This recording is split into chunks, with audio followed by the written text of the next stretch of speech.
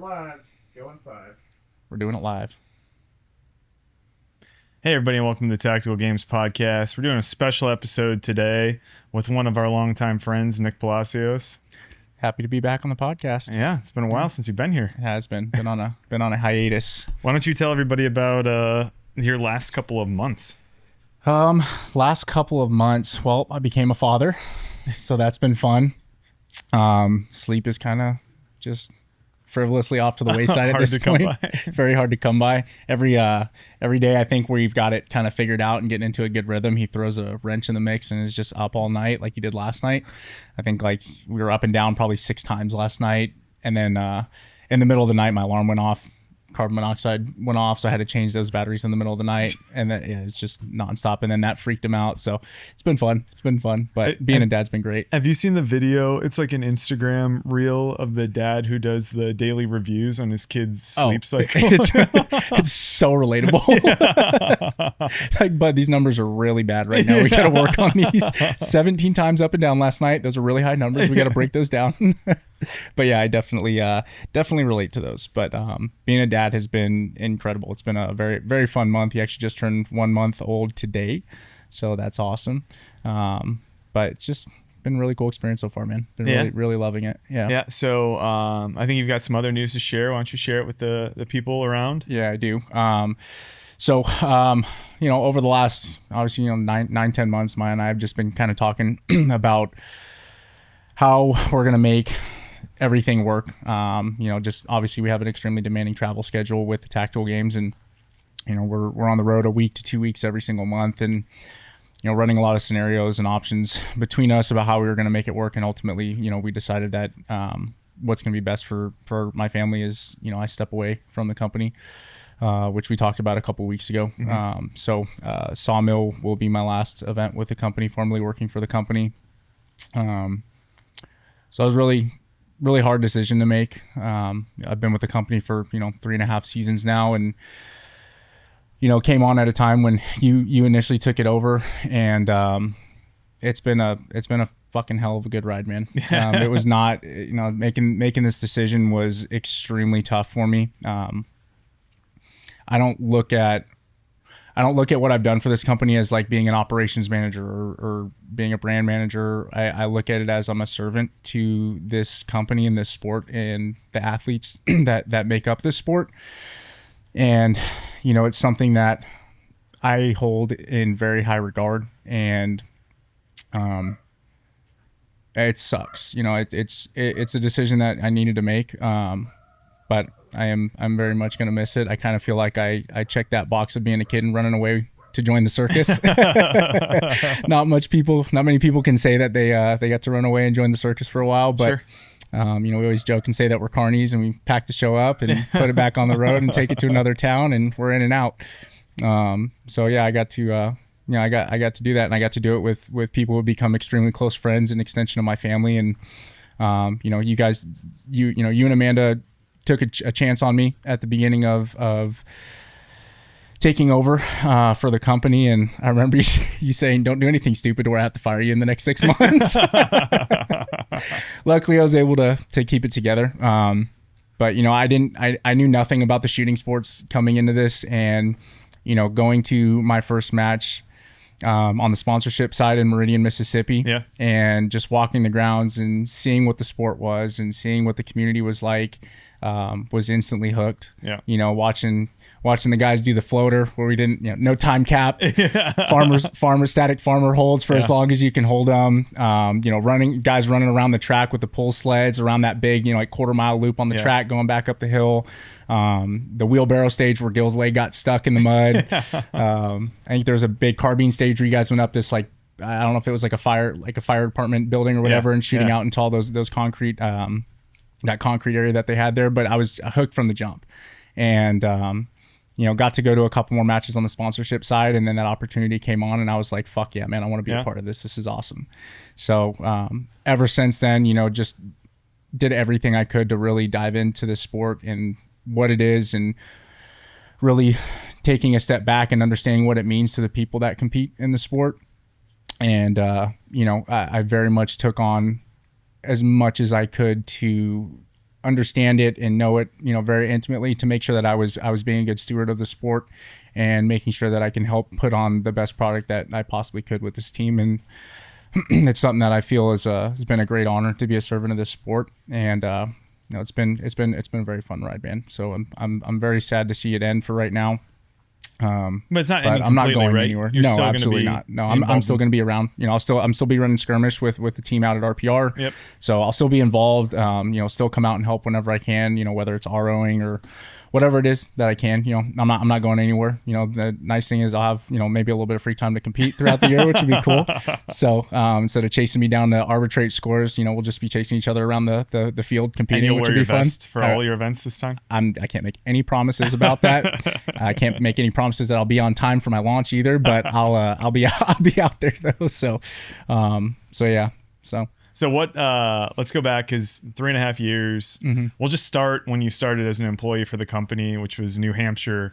Yeah. You remember our first drive? It was you, me, and Gil. I do. I sure do. Gil and I. Yeah. I pulled up to your house that morning, and I see this guy out front, which is Gil, and he's just kind of standing outside by himself with a bag and just standing around aimlessly, just kind of looking around. And walk out, introduce myself, and then.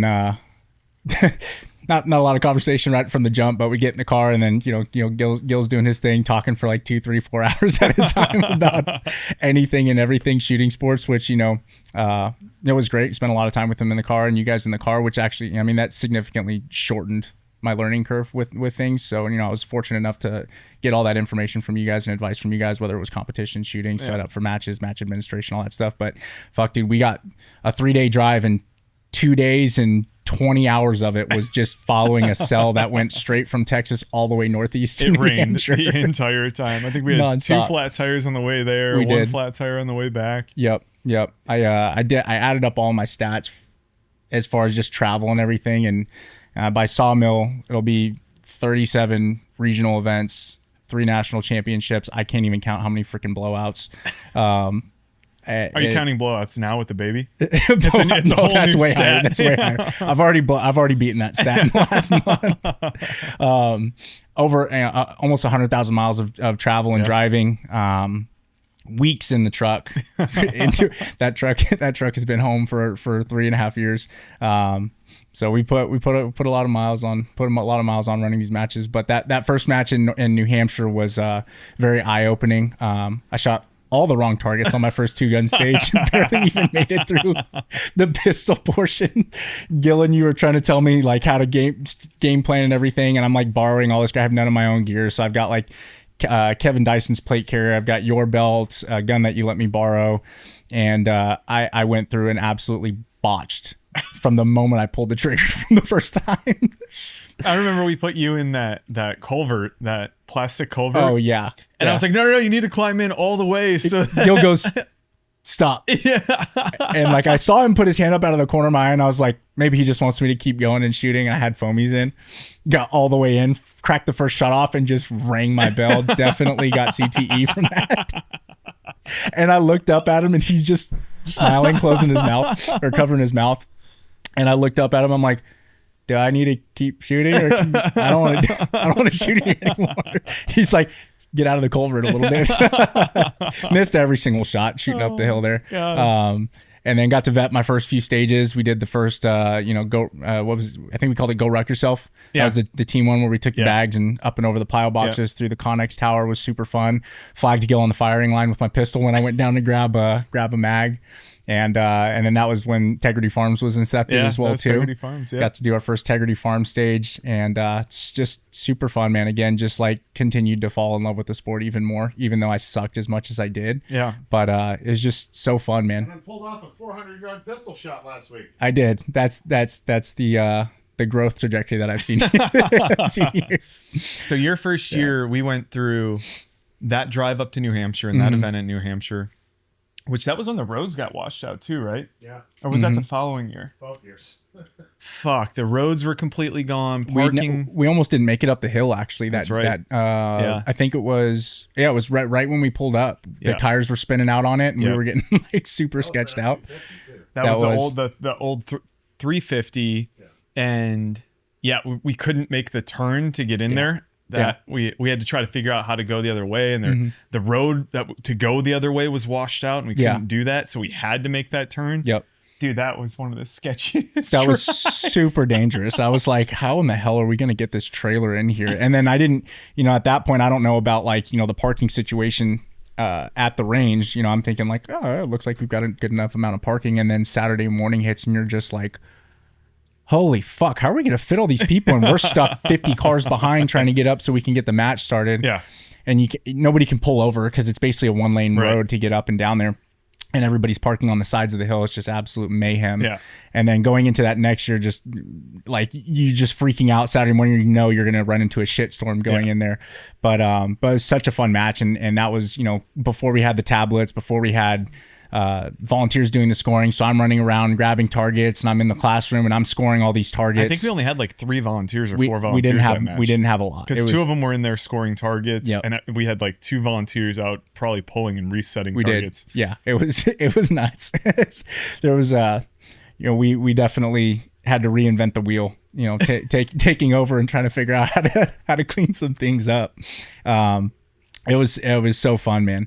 And that year was also when the Jeff Craddock situation happened that year too. that one is definitely like the most intense, glaring core memory of working for the company. So that was the rainstorm came in, and we had this awesome event, everything set up, planned. We vetted stages, released the stage video, and Friday during check-in we had feet of rain. Yeah, so I've like, I'm obviously getting nostalgic from leaving, so I'm just kind of going through like different photos and videos that I have on my phone, and I pulled up this video that I had of just this culvert that's probably 10 feet tall and 12 15 feet wide. Yeah. It's huge, and you have like 3 feet from the water level to the top of the culvert, and it is flowing through there. Change the landscape of the range and into the valley that's down below. You were having cars trying to drive through 4 feet of water. Tina almost got washed off the side. Like a ton of cars barely even made it through there. But that was just the tip of the iceberg. Like the 2-gun stage got completely washed out. We had to rebuild it the next day. Whoever owned the walls, like we were told we could use the walls for the barricade walls for the 2-gun stage. Then we were told we weren't, and then we were told we could. It was a pain in the ass. So we got it set up. And then we're running the match. The match seems to be going fine. And then Jeff Craddock fucking just keels over. You and I are, the range is huge for nobody that's been there. So like we're like probably a quarter mile away on the other side. Collecting all the targets and putting all the targets together. Yep. So we're scoring, fixing all the targets. And then Amanda calls me and she's like, I need to talk to Nick. And I hand you the phone. And I think you could hear the worry in her voice. Yeah. So I thought like maybe somebody fell off the rope rig and hurt themselves. Yeah. And then you talked to her for all of 3 to 5 seconds, threw my phone at me and just ran. And I'm like, what the fuck is going on? And you're maybe a couple hundred yards away. When I get out, I get in the truck, I run, I grab you on the run, you hop in. I'm like, what the fuck happened? You told me, Jeff keeled over on the firing line. And I'm like, holy shit.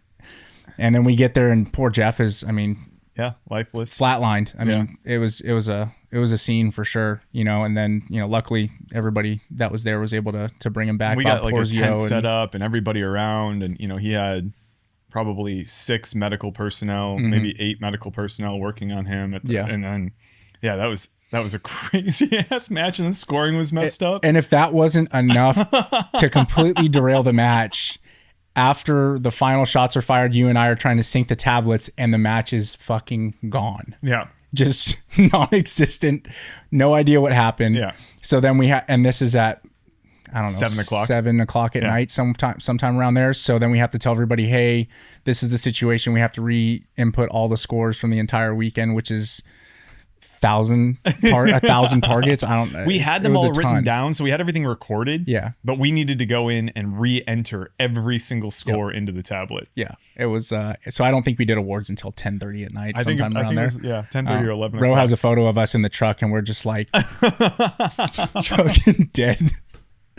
And that was wild. And before that match, actually, Gil and I had left. We left on a Sunday because we're like, hey, we want to get there a little bit early and just get to the range and get some stuff prepped before you guys get there. So we leave, make great time, pass Albuquerque. We're in Resland on a Sunday and get a blowout. So pull over on the side of the highway, fix the tire, Gil goes to stand up on and puts his hand on the other wheel, and the wheel is wobbly. Yeah. And we're like, well, that's not good. So put the torque wrench on it. Everything's cracking. So we're like, fuck, everything's tight. Pull the hub off. Bearings are macerated. Everything is just shot to shit. So we limped it another mile to this truck stop, and nowhere is open. Nobody wants to help us. There's nothing we can do. I call like an O'Reilly's, Pep Boys, everything that I could to try to find the bearings that we needed. One location said they had them. So I'm like, okay, well, you stay with the trailer. I'll go drive an hour to go get them. I drive an hour to go get them. They're the wrong fucking size. The guy lied to me. And I was like, you piece of shit, dude. So I drive back. We sleep in the truck that night. And then Gil and I had to drive 2 hours back to Albuquerque to get the right parts that we needed to come back and then get it fixed and get back on the road. So that was from the jump. That whole event was just completely cursed. What else happened that year? There was quite a bit of chaos that year.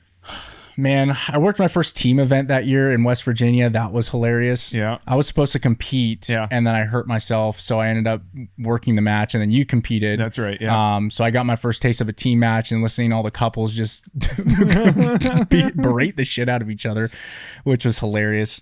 What else happened in 2023? I mean, that was my first nationals. I mean, nationals was awesome. That was kind of the first time where I really felt like I had a good understanding of what was going on. Yeah. That was Texas Shooting Academy that year. Yeah. That was actually Staccato. Oh, Staccato. We were still at Staccato Ranch that year. So, that was incredible. Cause I mean, for those of you obviously that have been to nationals, like it's just a completely different, it's just completely different. It feels different. It's a much bigger stage, and it's really fun. We did that one run off site. Yep. Where we had everybody do that ruck. We did Friday at RPR, and then we did the runoff site. Yep. And we had three locations that day. Yeah. Yeah. It was, that was mayhem. That was mayhem too. The logistics of getting everybody there, the fact that we pulled that off was pretty incredible in its own right. But, that was my first like Sunday night lights event, watching everybody go through Inman. And that was like, if I hadn't drank the Kool-Aid then, I'd drink the Kool-Aid for sure there. That was really cool. That was a good culmination of the year where, kind of, again, really felt like I was a part of this and had a good understanding of it. So going into 2024, we had some really good momentum. Yeah. And 2024 was a great year. We got to do some really cool trips.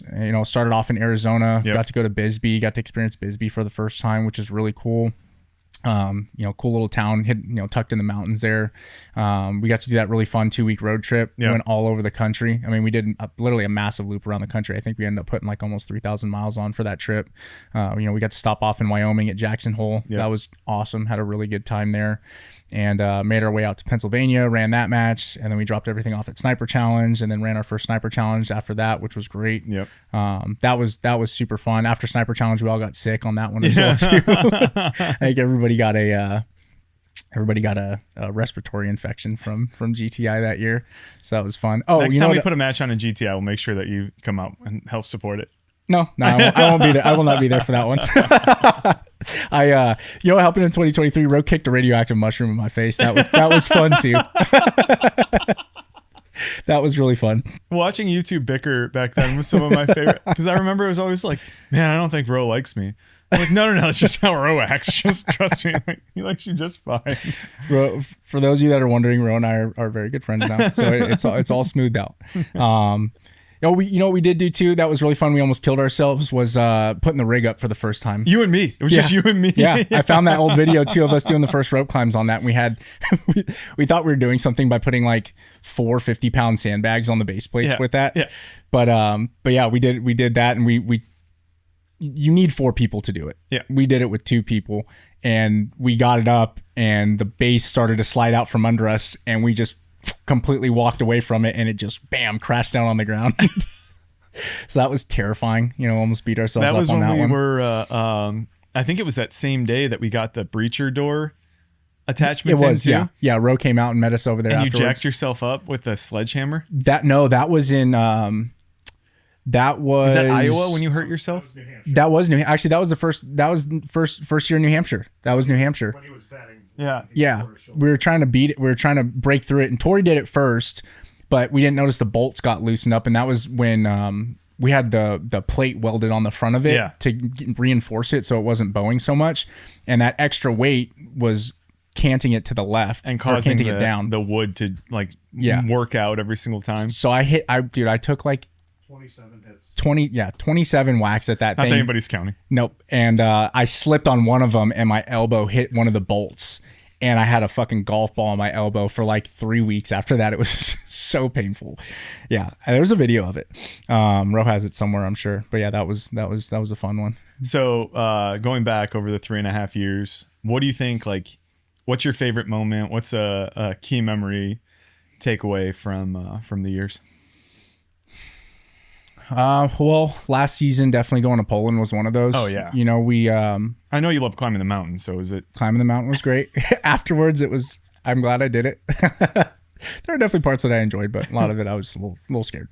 But you know, after the match when we were on top of the, you know, that Connex setup that Matt has at Poland Shooting Center, you know, we kind of looked at each other and we're like, we fucking pulled this off. Yeah, did something cool. Yeah. We did, like, this was really cool. And you know, we ate dinner, and like one of our things, you know, that we always do after a match is like, you know, what was your favorite part of the match? And for me, it was like being back at Meridian, Mississippi in 2023 and seeing the sport for the first time again, because I got to see it through the eyes of people from all over the world that had never done it before and never experienced it.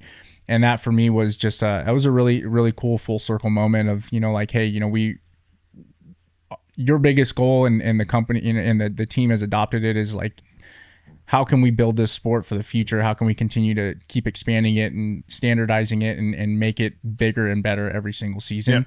And that was a big moment where, like, you know, the work that we put in over the last, you know, 2.5 years at that point, you know, paid off. Yeah. And we did do that, you know, and to see how many people really loved it and enjoyed it and have bought into it, and to see how much more people have been competing since then, you know, on social media and just talking to people from out there. It's been really, really cool to see the growth of it, even just in the last, you know, 8 months, 6 months since we've been there.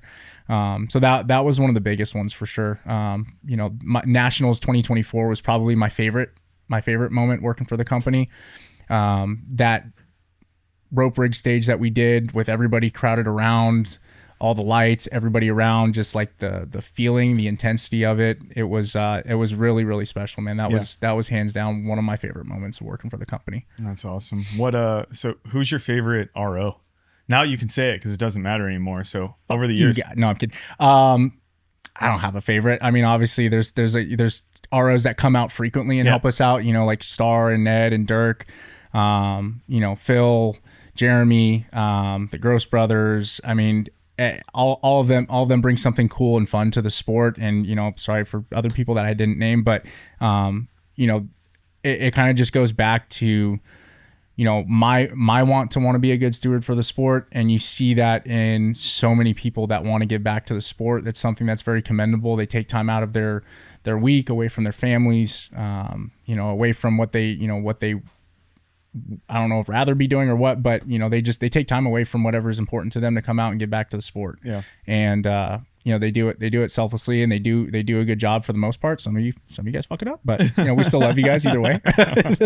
Your heart's in the right place. So yeah, man, it's always cool to see how the community rallies around the sport in different ways. And, you know, that's something that I will continue to do. You know, my love for the sport hasn't changed. You know, just priorities have, that's all. So what about, do you have a favorite stage from over the years? Favorite stage from over the years? So I'll tell a funny story. I like OOF a lot. Yeah. We did not plan to do OOF in Utah. I forgot to pack the parallel legs because we were going to do the gauntlet stage at that match. And as we were offloading the metal trailer, I realized that I forgot to pack the parallel legs. So we made a pivot and came up with OOF on the spot as we were getting that set up. And I'll be damned if that is one of the fucking hardest stages that we've ever put together, and a crowd favorite now, and a staple one. So, like, you know, a mess up on my part, it turned into a really cool stage. So OOF is definitely one of them. I always really liked the Integrity Farm stage. Yeah, Integrity Farms is awesome. And again, that was just one of the first stages I ever vetted. So that one always holds a good place in my heart here. And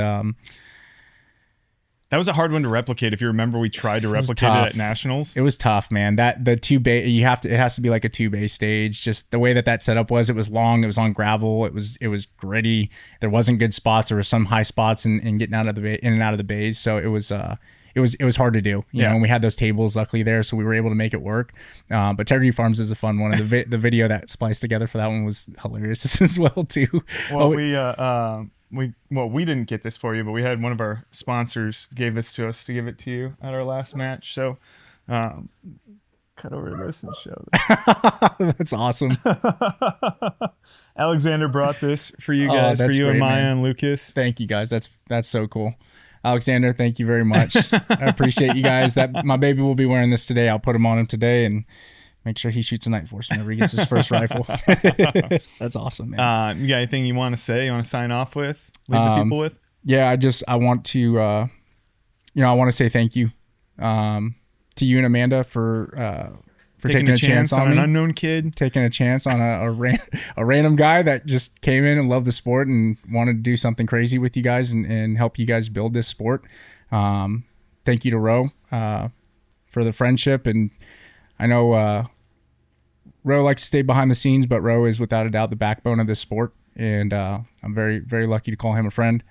And thank you to Gil and Travis and Chris. I think the sport's in very good hands with them. They've learned a lot in their short time with the company, and I know that they will do well by the sport. And I just want to thank the community for always embracing me and giving me a lot of great memories and a lot of good laughs. And just want to thank you guys, and something I'll always remember. Some of the best memories that I've had in my life as an adult were with this sport. So yeah, it's awesome. We look forward to you making more memories with your boy and doing the things that you need to do to be a father. And we're very sad to see you go as well. You've been a crucial part of operations and the fun that we have and the team that we have for a long time. So we're all sad to see you go, but totally understand the reasoning behind it, and couldn't have a more commendable reason to want to spend time with your family and take care and be a part of your kid's life. I totally understand that. You're not going to see it until afterwards, but we have a little thing that we put together for you, and we'll sign off with this. How do I say goodbye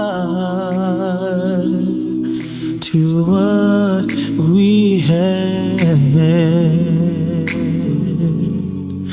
The good time that made us laugh, I'll wait them back.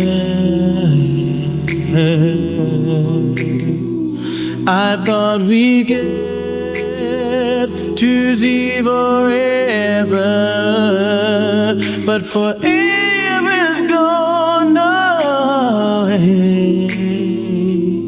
It's so hard to say goodbye to yesterday.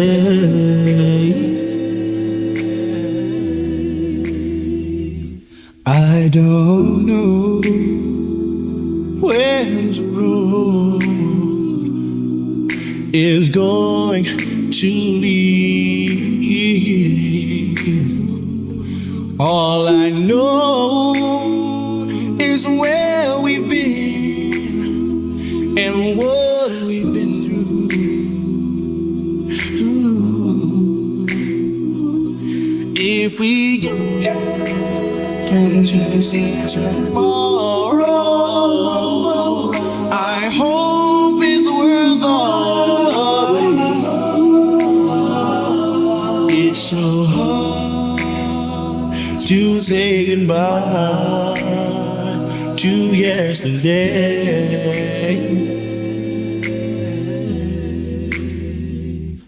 And I'll take the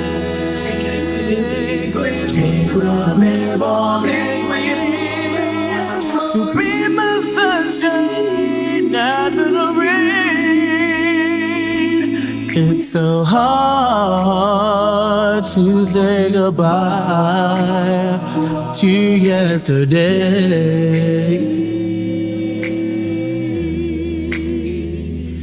And I'll say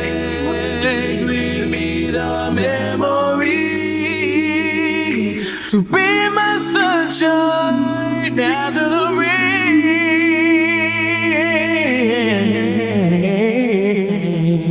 It's so hard to say goodbye to yesterday.